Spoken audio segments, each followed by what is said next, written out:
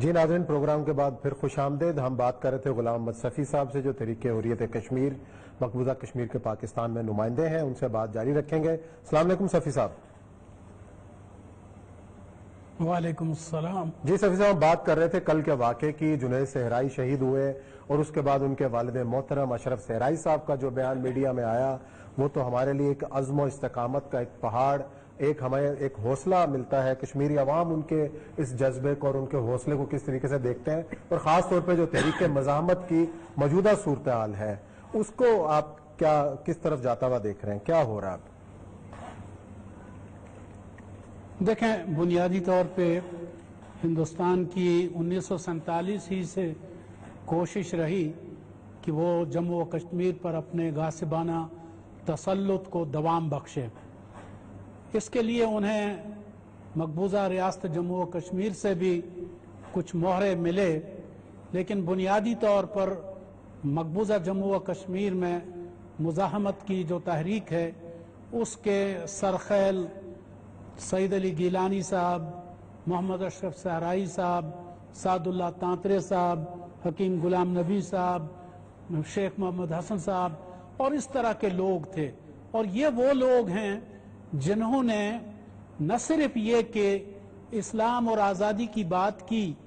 بلکہ اپنے لخت جگر کو بھی پیش کیا۔ کوئی آج یہ نہیں کہہ سکتا کہ مقبوضہ کشمیر کی قیادت جو ہے وہ دعوے تو بہت کرتی ہے، باتیں تو بہت کرتی ہے، لیکن اپنے لخت جگر کو پیش کرنے کے لیے تیار نہیں ہوئی۔ کوئی یہ الزام ان کے سر نہیں دھر سکتا، کیونکہ ان لوگوں نے اپنے نوجوان بچوں کو پیش کیا جنہوں نے قربانیاں دی اور سرخرو ہو گئے، اور پوری دنیا پر یہ واضح کر دیا کہ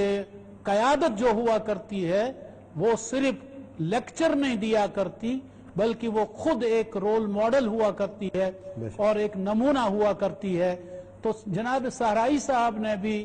وہی نمونہ پیش کیا جس کی لوگ ان سے توقع رکھتے تھے۔ اور میں تو یہ کہنے میں حق بجانب ہوں گا کہ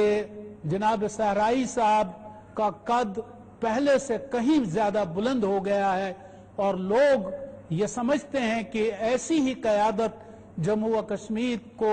غلامی سے آزادی دلانے میں ایک کردار ادا کر سکتی ہے۔ بے شک رہا یہ معاملہ کہ جموں و کشمیر پر ہندوستان کی جو غلامی کی سیاہ رات ہے وہ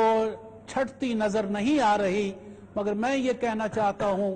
کہ جب یہ قربانیاں، یہ لازوال قربانیاں اس طرح پیش کی جاتی ہیں،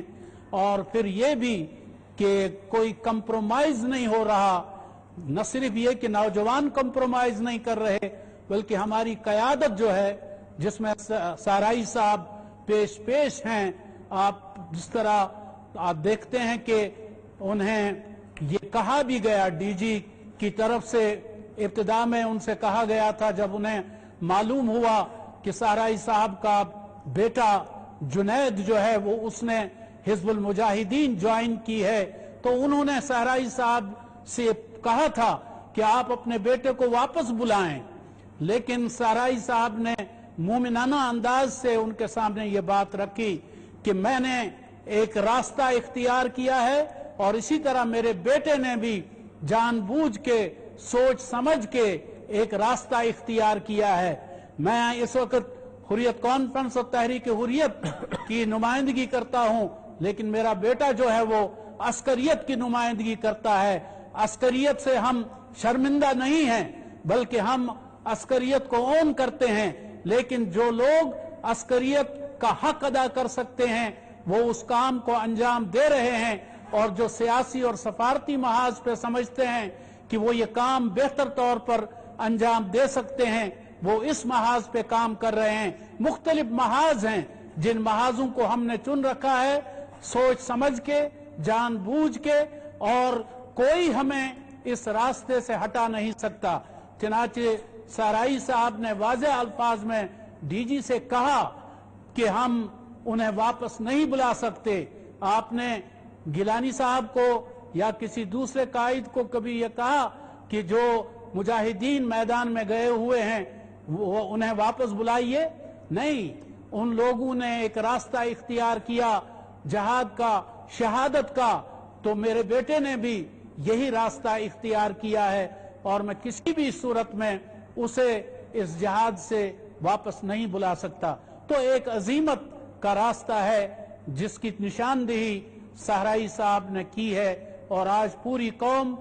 फख्र कर रही है सहराई साहब पर, सहराई साहब के फर्जंद जुनैद सहराई पर, तारिक पर, और इससे पहले जितने भी लोग शहीद हुए हैं, खा वो नायकुल साहब हूँ, वो बुरहान शहीद हूँ, वो मन्नान शहीद हूँ या दीगर शोहदा हूँ, अल्लाह ताला उन तमाम शोहदा की कुर्बानियों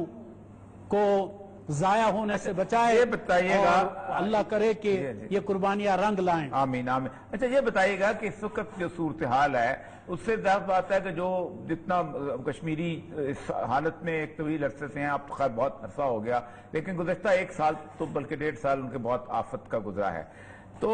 मोराल की सूरत हाल जो है, जाहिर बात है जिस तरह लोग निकल रहे हैं, मोराल के बारे में ये है। और दूसरा सवाल इसके साथ ही कि हिंदुस्तान के मुसलमान जो कभी कश्मीरियों के साथ नहीं होते थे, उनका रवैया अब आपके साथ कैसा वहां हो चुका हुआ है? सबसे पहली चीज तो ये कि मकबूजा जम्मू व कश्मीर के अवाम हिंदुस्तान के बारे में जो बातें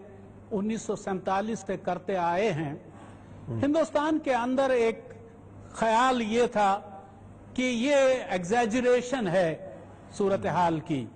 ऐसा कुछ हिंदुस्तान वहां पे नहीं कर रहा। लेकिन अभी मोदी हुकूमत के आने के बाद जो रवैया मुसलमानान हिंद के साथ बीजेपी की हुकूमत का है और इसी तरह ईसाइयों के साथ उनका जो रवैया है, दलित्स के साथ जो उनका रवैया है, अब हिंदुस्तान के मुसलमानों को भी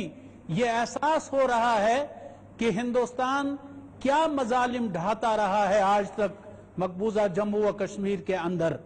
और वो उनकी दुआएं रियासत जम्मू व कश्मीर